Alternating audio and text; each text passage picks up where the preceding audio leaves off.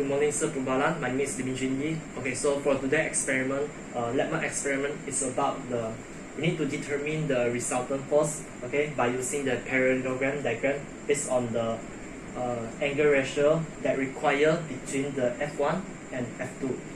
Okay, so before we start the experiment, let me introduce some of the material first. Okay, so first of all is these two marker pen represent the pulley, and this is the projector. Okay, so this left hand side bottle represent the F1 and right hand side bottle represent the F2, and this middle orange is 2 Newton, okay, which represent the weight. And this weight is this 2 Newton is we remain it as constant throughout the experiment. So without further ado, let's begin our experiment today. Okay, so now is case 1. Okay, so case 1 requires us to find the angle ratio between F1 and F2 is 1:1, right? Okay, so to get this result, our F1 and F2 supposed have the same weight. So in this case, my F1 is 1 Newton, my F2 is 1 Newton as well. Okay, so now I will put the weight down, and let's see we can get the result as we expectation or not.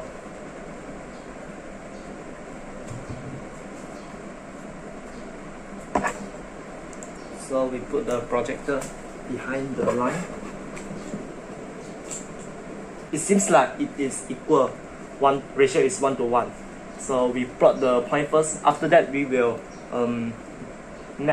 combine all the line in the end of the experiment.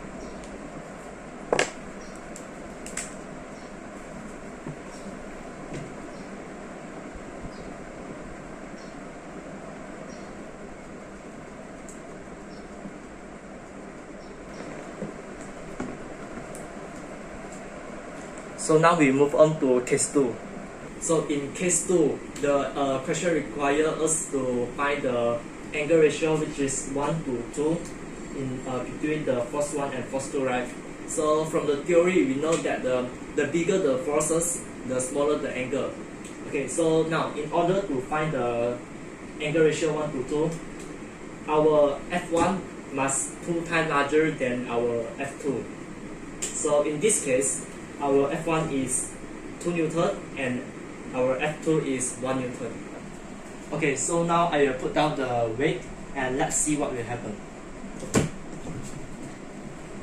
Okay, it seems like same as our expectation, which is this here is smaller a bit, right? This is bigger a bit. So yeah, let's us confirm with the projector.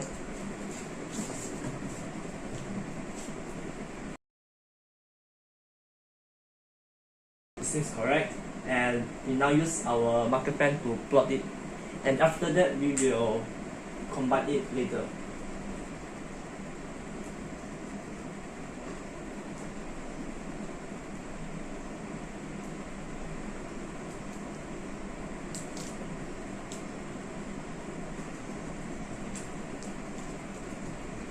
Okay, so now it's case 3. Case 3 requires us to find the angle ratio, which is 3:4, right? So in order to get this correct result, my F1 is 2.5 Newton, and my F2 is 2 Newton. Okay, now let us put the weight down and let's see what will happen.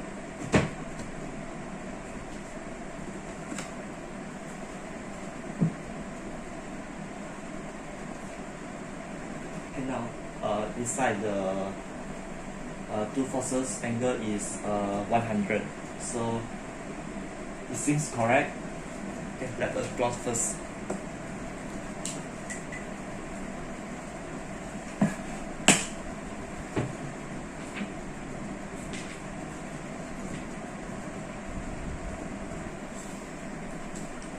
So let's move on to the next step. 2,000 years later.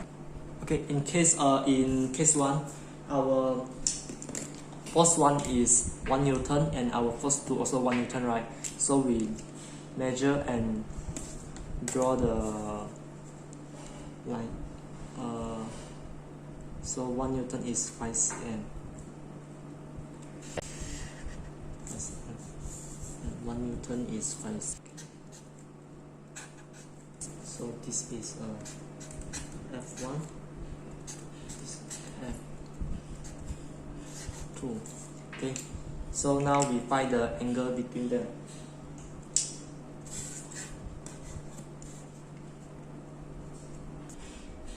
Okay, so the angle is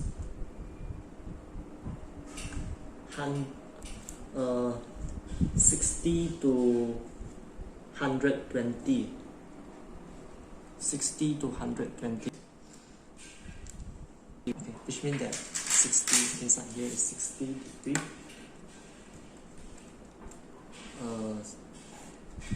60 degree. Okay, so now we want to draw the parallelogram diagram here. Okay, so if you want to draw the parallelogram diagram, you can use the compass. Use compass here one and here one and join these two.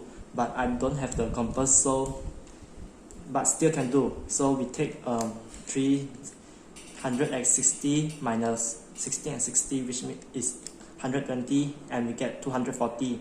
Then we divided by 2 and 120. Here angle here is 120, and angle here also 120. So that's right, 120.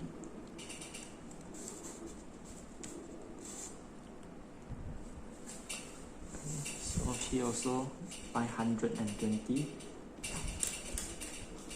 Okay, so now we will combine the line.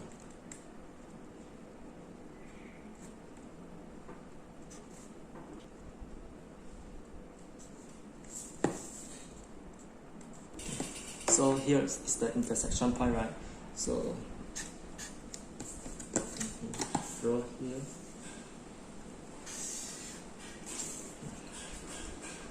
So this is the resultant force, and okay, now we can measure the angle between this point. This is θ1, and this is 2, right? So we can measure the angle. So the angle is 30, and here the angle also 30. So we write all the information down here. 1 equals 1 equal F2 equal 1m. Okay, so now we find the resultant force here. Resultant force is 9 cm. 9 cm, which means that the forces is resultant force is 1.8 Newton. So this is for the case 1. Okay, now this is case 2. We join all the points first and draw the parallelogram diagram.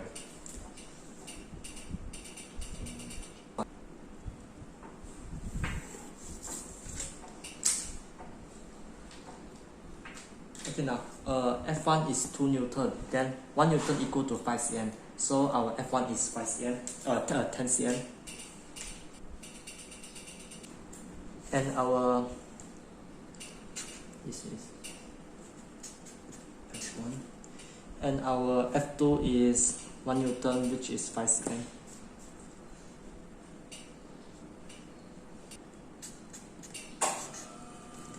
Okay, so now here is 75 degree and 75 degree. So 160 minus 75, 75 and divided by 2, we get 105 here. So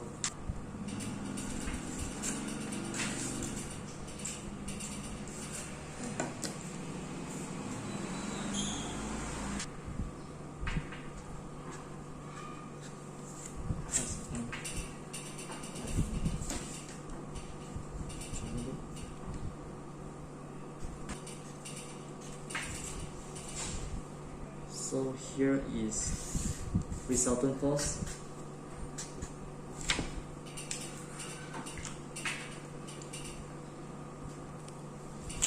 And here is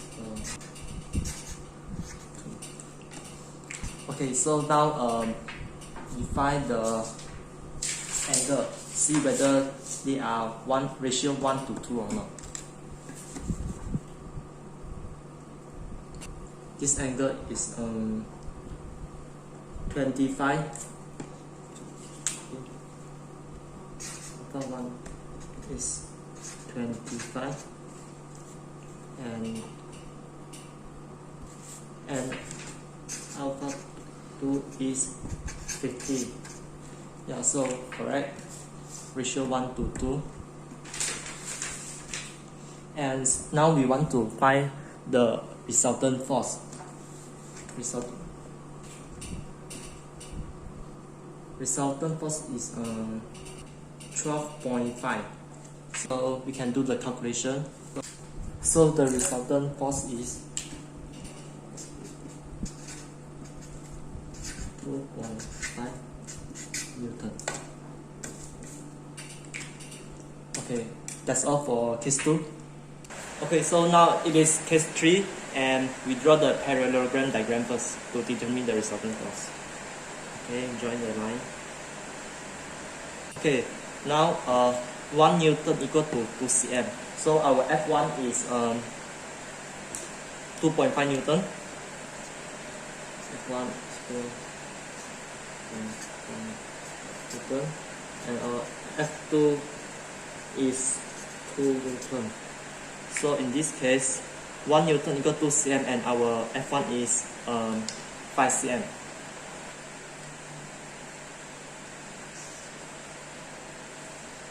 F2 is 4 cm.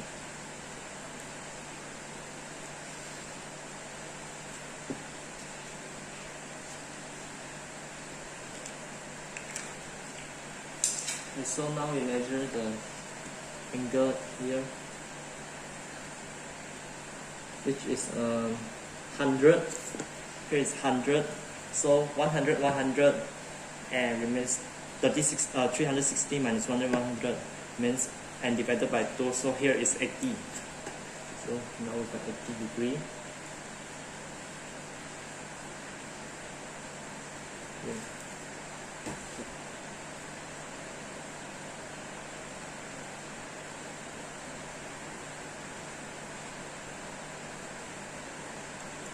1, 2, 3, 4. Okay. And now we join it. Okay, now we will get the resultant force.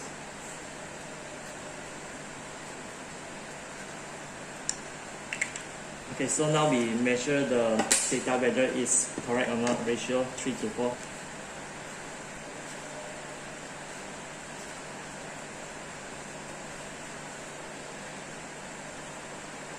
Okay, so now here is 42. Theta 1 is 42.